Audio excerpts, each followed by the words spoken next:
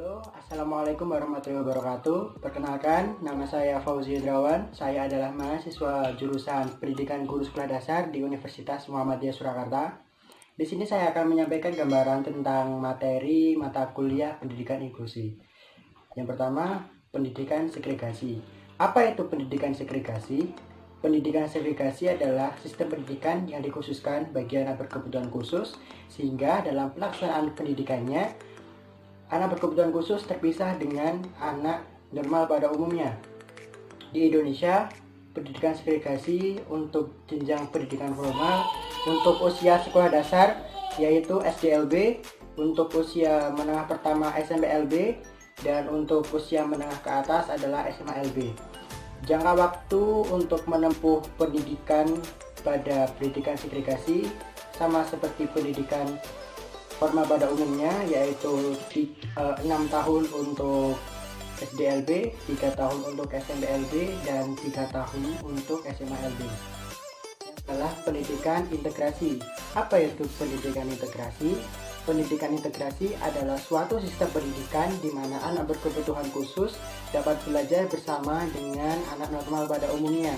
Akan tetapi, dalam pelaksanaan pembelajaran pada pendidikan integrasi ini, anak berkebutuhan khusus tidak mendapat pelayanan yang sesuai dengan apa yang dibutuhkan anak berkebutuhan khusus tersebut. Jadi dalam pembelajaran, sistem pembelajaran, kurikulum itu disamaratakan antara anak berkebutuhan khusus dengan anak normal yang lainnya atau siswa normal yang lainnya. Yang selanjutnya adalah pendidikan inklusi. Pendidikan inklusi adalah suatu sistem pendidikan di mana anak berkebutuhan khusus diberikan kesempatan bersama-sama dengan siswa normal pada umumnya untuk menikmati pendidikan yang sama dengan siswa normal pada umumnya. Sehingga dalam sistem pendidikan inklusi ini, anak berkebutuhan khusus diberikan kesempatan untuk bersama-sama mengembangkan bakat dan minat yang ia miliki, sehingga tidak ada diskriminasi antara anak berkebutuhan khusus dengan siswa normal pada umumnya dalam suatu instansi pendidikan inklusi. Oke, setelah kita belajar tentang apa itu pendidikan segregasi, apa itu pendidikan integrasi, apa itu pendidikan inklusi, selanjutnya kita akan belajar tentang jenis-jenis anak berkebutuhan khusus. Di sini anak berkebutuhan khusus ada beberapa kategori. Di antaranya yang pertama adalah anak bakat istimewa, yang kedua autis, yang ketiga lamban belajar, yang keempat kesulitan belajar, yang kelima anak tunanetra, anak tunarungu, anak tunalaras, dan anak tunadaksa. Dengan bakat istimewa, yang dimaksud dengan bakat istimewa di sini adalah anak tersebut memiliki kecerdasan di atas rata-rata pada teman seusianya. Yang selanjutnya adalah anak dengan gangguan autis. Yang dimaksud autis di sini adalah terjadi gangguan syaraf pada syaraf pusat sehingga terganggunya perkembangan komunikasi pada anak tersebut, sehingga akan mempersulit anak itu untuk berinteraksi, bersosialisasi dengan teman-teman atau keluarga atau di lingkungan sekitarnya. Seperti itu. Oke, yang ketiga adalah anak dengan kesulitan belajar. Yang dimaksud dengan kesulitan belajar di sini adalah ketika anak tersebut belum bisa untuk membaca, menulis, berhitung di saat teman-teman seusianya sudah menguasai tentang 3 hal tersebut, yaitu menulis, membaca, dan berhitung. Yang selanjutnya adalah anak dengan lamban belajar. Yang dimaksud lamban belajar di sini adalah ketika guru memberikan materi, siswa tersebut tidak mampu menerima atau memahami materi yang disampaikan guru dengan baik. Dan juga saat ketika diberikan tugas oleh guru, siswa dengan hambatan lamban belajar ini akan membutuhkan waktu yang cukup lama untuk menyelesaikan tugas yang diberikan oleh guru. Yang selanjutnya adalah anak berkebutuhan khusus dengan kategori anak tunalaras. Yang dimaksud dengan anak tunalaras ini adalah anak yang tidak bisa mengontrol emosinya dengan baik. sehingga dalam perkembangan emosinya belum dapat berkembang secara baik atau optimal. Jadi ketika anak dengan gangguan emosi ini, dia akan meluapkan apa yang ia rasakan secara berlebihan. Contohnya ketika anak itu sedang marah, anak itu akan mengekspresikan ketika dia marah secara berlebihan, seperti itu. Kita tadi sudah belajar tentang jenis-jenis anak berkebutuhan khusus. Selanjutnya kita akan belajar tentang penyelenggaraan pendidikan inklusi di sekolah dasar. Komponen-komponen apa saja sih yang ada dalam pelaksanaan penyelenggaraan pendidikan inklusi di sekolah dasar? Yang pertama adalah guru pendamping khusus.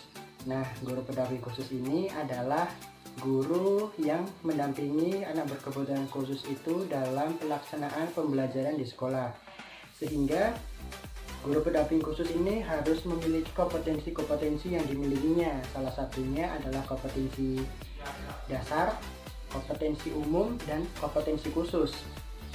Sehingga dalam penyelenggaraan pendidikan inklusi ini, guru pendamping khusus dapat berperan dengan baik untuk meningkatkan kemampuan yang dimiliki oleh siswa berkebutuhan khusus.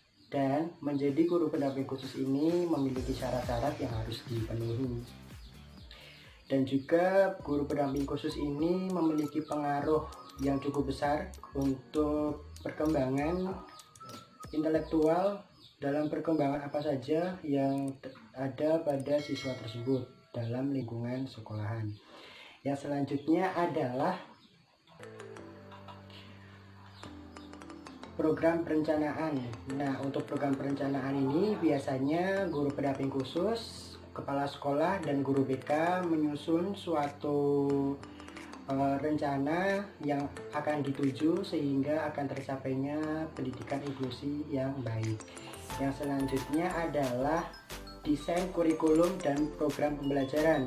Untuk sistem kurikulumnya kemungkinan akan disesuaikan dengan tingkat kebutuhan anak tersebut, sehingga dalam pelaksanaan pendidikannya akan disesuaikan dengan tingkat kebutuhan anak tersebut. Dan juga dalam sistem pembelajarannya akan menggunakan beberapa strategi yang digunakan, sehingga dalam pembelajaran di kelas siswa-siswa tidak merasa bosan, dan ketika strategi pembelajaran yang berbeda setiap harinya, anak akan lebih senang untuk mengikuti pembelajaran. Evaluasi pembelajaran. Dalam evaluasi pembelajaran dalam pendidikan inklusi atau sekolah inklusi ini memiliki tujuan dan fungsi yang berbeda dengan sekolah formal pada umumnya. Yang selanjutnya adalah jenis-jenis evaluasinya. Dalam pendidikan inklusi ini ada beberapa jenis evaluasi. Yang pertama adalah evaluasi perencanaan dan pengembangan. Yang kedua adalah evaluasi monitoring. Yang ketiga adalah evaluasi efisiensi ekonomis. Dan yang terakhir adalah evaluasi program komprehensif. Yang selanjutnya, setelah tadi jenis-jenis evaluasi, kemudian ada evaluasi pembelajaran di sekolah dasar penyelenggara pendidikan inklusi. Kekuatan pendidikan inklusi. Dalam kekuatan pendidikan inklusi ini yaitu ada pembelajaran partisipasif dan kolaboratif, sehingga dalam kedua jenis pembelajaran tersebut memiliki tujuan atau kelebihannya masing-masing. Yang selanjutnya adalah partisipasi dari orang tua. Nah, untuk orang tua yang memiliki anak dengan kategori berkebutuhan khusus ini tentunya harus sangat mendukung untuk dalam penyelenggaraan pendidikan inklusi ini. Karena apa? Dalam pendidikan inklusi ini, anak yang memiliki kebutuhan khusus akan mendapatkan kesempatan yang sama dengan anak-anak normal lainnya untuk mengembangkan bakat yang ia miliki, sehingga anak berkebutuhan khusus juga memiliki kesempatan yang sama dengan siswa normal pada umumnya. Dan yang terakhir adalah sistem dukungan pemerintah. Dalam penyelenggaraan pendidikan inklusi ini sudah ada kebijakan pemerintah terhadap anak berkebutuhan khusus dan penyelenggaraan pendidikan inklusif. Sarana dan prasarana ini adalah salah satu faktor pendukung dalam penyelenggaraan pendidikan inklusif. Jadi dalam pengadaan sarana dan prasarana ini ditinjau dari tingkat kepentingan atau tingkat kebutuhan dari sekolah tersebut, sehingga dalam pengadaan sarana dan prasarana akan dapat berfungsi dengan baik. Dalam penyelenggaraan sarana dan prasarana ini ada dua jenis, yaitu sarana dan prasarana secara umum dan yang kedua adalah sarana dan prasarana secara khusus. Jadi kedua jenis bentuk sarana prasarana ini akan berfungsi dengan baik ketika disesuaikan dengan tingkat kebutuhan sekolahan tersebut.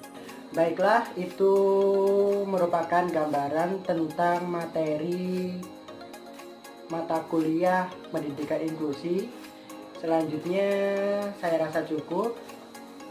Terima kasih atas perhatiannya. Saya ucapkan terima kasih. Wassalamualaikum warahmatullahi wabarakatuh.